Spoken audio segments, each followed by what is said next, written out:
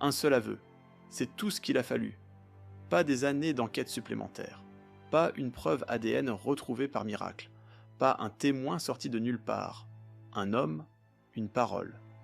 Et tout ce que Fourniret avait protégé pendant des décennies s'est effondré. Comme si ça n'avait jamais tenu que par un fil. Réfléchis à ce que ça signifie vraiment.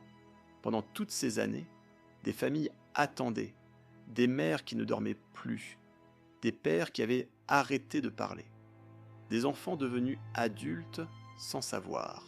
Et pendant tout ce temps, quelqu'un savait. Quelqu'un vivait avec ça. Quelqu'un s'appelait Olivier. Pourquoi il a attendu aussi longtemps? C'est la question qui revient en boucle quand on plonge dans cette affaire. Et la réponse n'est jamais simple. Elle ne l'est jamais dans ces dossiers-là. Parce que les gens qui savent, ceux qui ont vu, ceux qui ont entendu, ceux qui ont compris, ne parlent pas parce qu'ils ont peur, ou parce qu'ils sont complices, ou parce qu'une partie d'eux-mêmes préfère encore ne pas savoir ce qu'ils savent déjà. Fourniret, lui, avait compris ça depuis longtemps. Il avait compris qu'un coupable silencieux est un coupable presque libre, qu'un aveu retardé est un aveu peut-être jamais prononcé, qu'on peut traverser des années d'audition, de confrontation, de regard des enquêteurs, et ne jamais lâcher ce que l'on tient au fond de soi. Il l'avait fait, il avait tenu, jusqu'à Olivier. Ce qui s'est passé au moment où Olivier a parlé. Ce n'est pas juste une révélation dans un dossier judiciaire. C'est le moment où une construction entière, minutieuse, calculée sur des années, rencontre enfin quelque chose qu'elle ne peut pas absorber. Une vérité trop précise, un détail trop concret, une parole qui ne peut pas être rétractée parce qu'elle colle exactement à ce que les enquêteurs cherchaient sans le savoir. C'est ça qui est dévastateur dans cet aveu. Pas sa longueur, pas son intensité dramatique, sa précision, le genre de précision que seul quelqu'un qui était là peut connaître.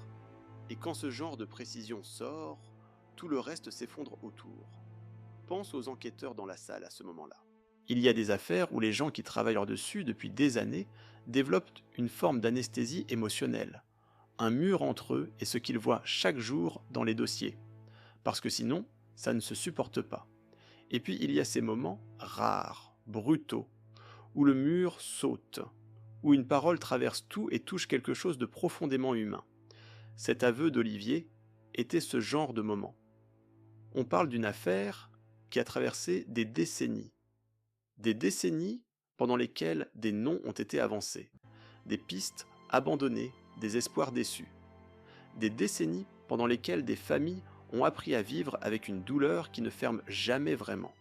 Et soudain, une parole, prononcée dans un contexte précis, à un moment précis, par quelqu'un que personne n'attendait. Comment on explique ça? Peut-être qu'il n'y a pas d'explication rationnelle. Peut-être que certaines vérités attendent simplement le bon moment pour sortir. Peut-être qu'il y a une limite à ce qu'un être humain peut porter avant de lâcher, même quand il a tout fait pour ne jamais lâcher. Olivier a atteint cette limite.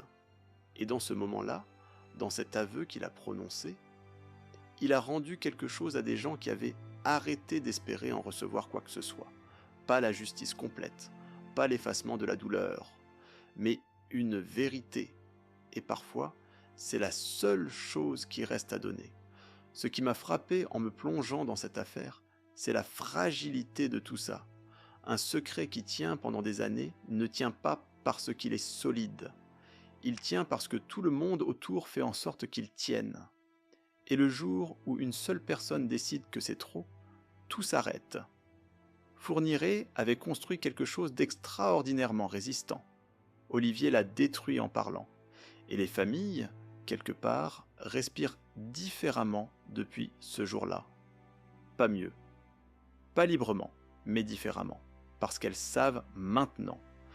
Parce que la question qui tournait en boucle depuis des années a enfin rencontré quelque chose qui ressemble à une réponse. La prochaine fois que vous croiserez quelqu'un dans la rue, vous ne saurez pas. Vous ne pouvez pas savoir, et c'est ça qui reste.